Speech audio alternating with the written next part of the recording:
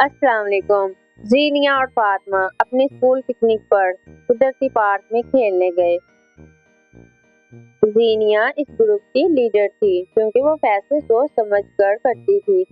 सब बच्चे खेल रहे थे कि उन्हें एक लकड़ी का तख्ता नजर आया। जब वो पास गए तो उसमें एक हाथ से बना हुआ नक्शा था।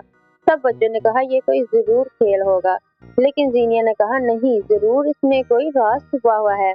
हमें इस रास्ते पर चलकर देखना चाहिए। नक्शे पर एक जंगल का रास्ता और आखिर में एक सितारा बना हुआ था।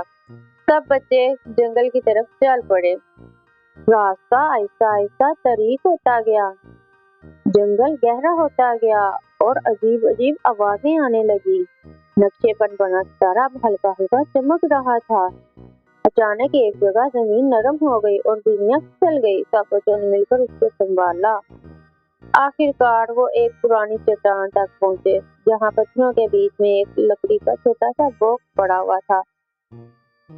फातिमा ने जल्दी से इसको खोला। जैसे ही फातिमा ने डिब्बे को खोला, उसमें कोई खजाना या कोई सोने का सिक्का नहीं, बल्कि एक नोट था जिस पर लिखा था कि मिलकर काम करने से रास्ता साफ हो जाता है।